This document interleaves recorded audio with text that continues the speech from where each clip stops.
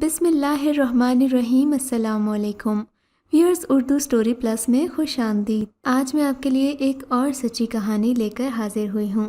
امید ہے کہ کہانی آپ کو ضرور پسند آئے گی۔ کہانی پسند آنے کی صورت میں اس ویڈیو کو لائک کیجیے اور اس طرح کی مزید کہانیاں سننے کے لیے ہمارے چینل اردو سٹوری پلس کو سبسکرائب کیجیے۔ میں نے زندگی کے بہت رنگ دیکھے تھے۔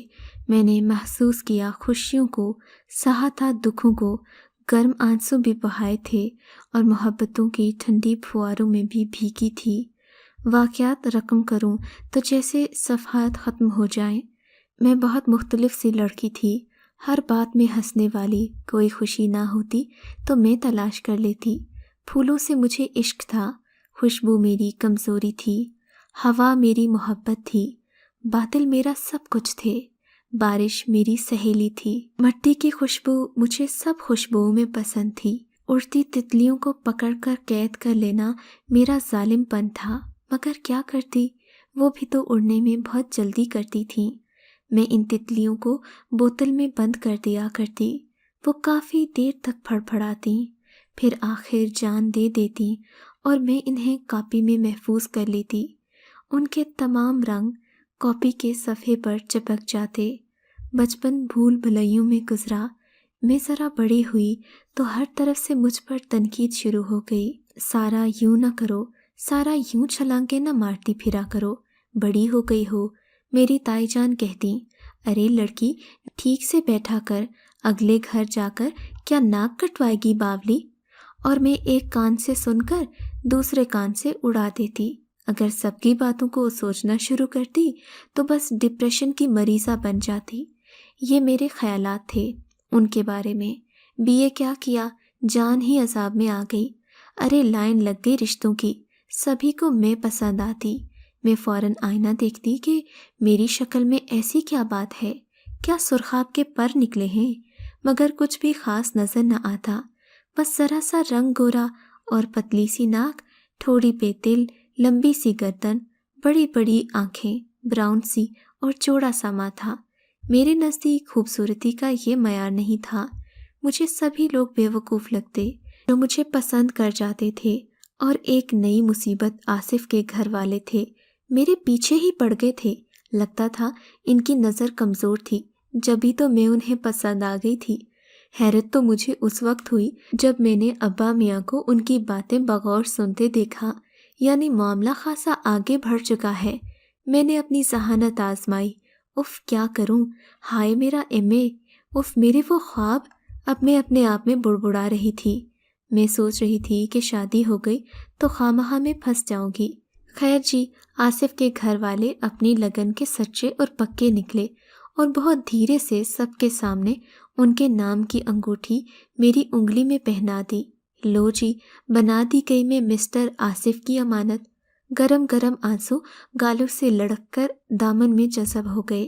آگے کی کہانی کچھ یوں ہوئی کہ مسٹر آصف مجھ سے اکیلے میں بات کرنا چاہتے تھے۔ میں نے بھی ان کی بات مان لی کہ ٹھیک ہے، اکیلے میں بات کروں گی۔ امی نے بھی کہا کہ ان کی منگیتر ہو، اس میں کوئی حرج نہیں۔ چاروں نہ چار میں لان میں بیٹھی ان کا انتظار کرنے لگی۔ پرفیوم کی تیز خوشبو نے مجھے چاروں اطراف سے گھیر لیا۔ وہ اجازت لے کر یوں بیٹھے جیسے میں اسکول کی پرنسپل ہوں، گلا کھنکھارا جیسے چھالیا گلے میں پھنس گئی ہو۔ جی میں یہ کہہ رہا تھا کہ آپ مجھے پہلی ہی نظر میں اچھی لگی ہیں، وہ گویا ہوئے۔ میں نے کہا، تو یہ بات تھی جو آپ مجھ سے کہنا چاہ رہے تھے؟ کہنے لگے، اصل میں آپ کی رائے جاننا چاہتا تھا کہ میں آپ کو قبول ہوں۔ آصف صاحب نے پھر سے سکوت توڑا۔ میں نے کہا، واہ کیا خیال ہے آپ کا، آپ کے نام کی انگوٹھی میرے ہاتھ میں چمک رہی ہے، کیا اب بھی کوئی شک ہے؟ بس جی، شادی کی تیاریاں شروع ہو گئیں۔ آصف صاحب کنسٹرکشن کا کام کرتے تھے، پہلی ہی نظر میں دل ہار بیٹھے اور خوش اس بات پر تھے کہ اپنی محبت کو پا بھی لیا۔ میں کیسے ان کے دل میں اتر گئی مجھے پتہ ہی نہیں تھا، اور یوں میں ان کی دلہن بن کر آصف کی جنت میں آ گئی۔ پورے کمرے میں گلاب کی خوشبو پھیلی ہوئی تھی۔ میں چپ چاپ آنکھیں موندے تھی کہ جیسے آنکھ کھلے گی تو کہیں خواب ٹوٹ نہ جائے۔ ہر لڑکی کا ایک ہی خواب ہوتا ہے کہ اس کا شوہر اس سے محبت بھری باتیں کرے اور اسے دنیا بھر سے چھپا کر رکھے۔ آصف نے بھی مجھے ایک پیاری سی ہیرے کی انگوٹھی پہنائی تھی۔ میں جو لمحہ بھر کو چپ ہونے والی نہیں تھی، اس وقت بالکل گنگ ہو رہی تھی۔ صبح کا سورج نئی خوشیاں، نئی امنگیں لایا۔ دن عید اور رات شب برات والا حساب ہو گیا۔ مہینہ بھر رشتہ داروں کی دعوتیں کھا کر ہم دونوں ہنی مون کے لیے سوئٹزرلینڈ گئے۔ واپس آئے تو تحفہ ساتھ تھا، میں ماں بننے والی تھی۔ آصف کے تو پاؤں نہ ٹکتے تھے زمین پر۔ ماریا کے دنیا میں آ جانے سے میں خاصی مصروف ہو گئی تھی، لہٰذا آصف صاحب اور اس بات پر اکثر کھولتے ہی رہتے کہ میں انہیں ٹائم نہیں دیتی تھی، اس لیے انہوں نے ایک آدھ آیا کا انتظام کر دیا۔ آیا کے آنے سے مجھے خاصی سہولت ہو گئی اور آصف صاحب الگ خوش وقت پر لگا کر اڑ رہا تھا۔ ماریا 2 سال کی ہوئی تو آلیان دنیا میں تشریف لے آئے۔ آصف بیٹے کو پا کر بہت مسرور تھے اور میری مصروفیت میں مزید اضافہ ہو گیا۔ آصف دن بھر کام پر ہوتے۔ آلیان ابھی سال بھر کا تھا کہ میں پھر سے امید سے ہو گئی۔ اس بار تو سٹپٹا کر رہ گئی، مگر آصف نے مجھے سنبھالا کہ اللہ کی دین ہے، کیوں پریشان ہوتی ہو۔ آلیان کا بھائی آ گیا، وہ اور ماریا ان کی جان تھے۔ اس کا نام حسان رکھا گیا۔ اس روز کام سے واپس آتے ہوئے آصف کی طبیعت ایسی بگڑی کہ انہیں ہسپتال لے کر جانا پڑا۔ دل کا دورہ اچانک پڑا تھا، انہیں فوراً ایڈمٹ کر لیا گیا۔ میں انہیں دیکھ کر ہولے جا رہی تھی، رنگت جیسی پیلی ہو رہی تھی۔ آصف کو ابھی تک ہوش نہیں تھا۔ ڈاکٹرز ان کے ہوش میں آنے کے انتظار میں تھے، مگر قدرت کو کچھ اور ہی منظور تھا۔ آصف نے چند گہری سانسیں لیں اور بس سب کچھ چھوڑ چھاڑ کر اللہ کے پاس چلے گئے۔ میں تو اپنے ہوش و حواس کھو بیٹھی۔ 3 ننھے بچوں کا ساتھ اور بیوگی، گھر میں ہر طرف موت رقصاں تھی۔ آصف کے چہرے پر گہرا سکوت اور اطمینان تھا، جیسے سب کام نپٹا لیے ہوں، مگر کیا وہ نہیں جانتے تھے کہ 3 بچوں کو تنہا چھوڑ گئے ہیں، میرا سب کچھ ساتھ لے گئے ہیں۔ میں بری طرح بلکی، گھر میں دریاں بچ گئیں، پورا گھر عورتوں سے بھر گیا۔ سب اچک اچک کر مرنے والے کو دیکھ رہے تھے اور پھر اشاروں کنایوں میں پوچھتے، اس کی بیوہ کون ہے؟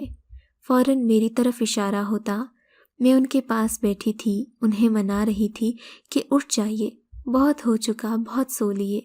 آنسوؤں کے سیلاب بہہ گئے، مگر ان پر کچھ اثر نہ ہوا۔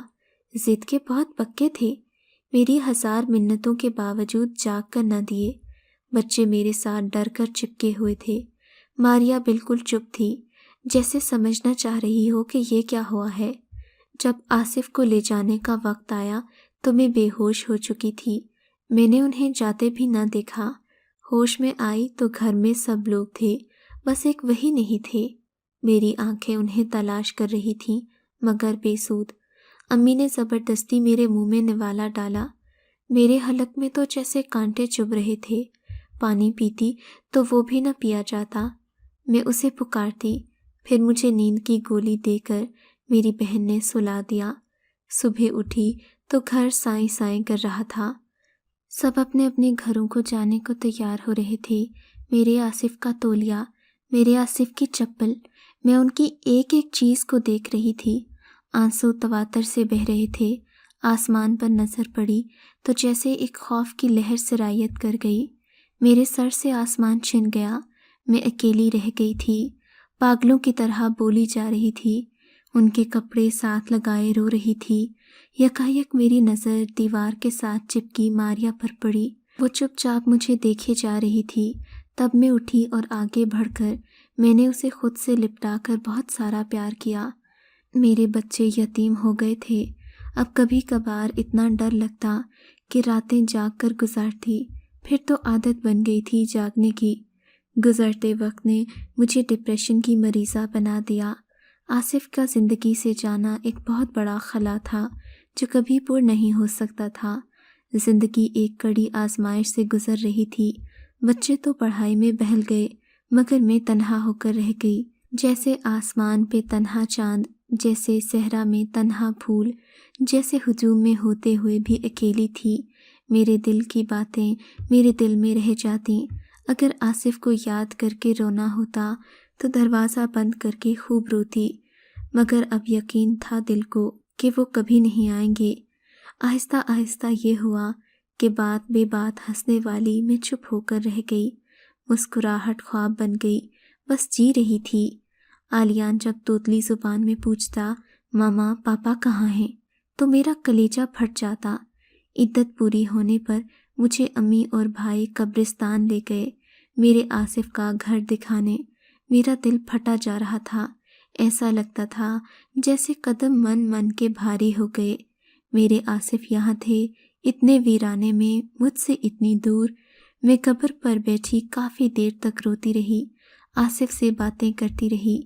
میرے بھائی نے مجھے کاندھوں سے پکڑ کر اٹھایا، مگر میں جانا نہیں چاہتی تھی۔ میری ضد تھی کہ میں یہیں رہوں گی، وہ مجھے اکیلے چھوڑ کر نہیں جا رہے تھے۔ میرا بھائی مجھے واپس لے آیا، مگر میں کسی کو بتا نہ سکی کہ میں کتنی دکھی ہوں۔ شاید یہ دکھ صرف وہی سمجھ سکتا ہے جس پر گزری ہو۔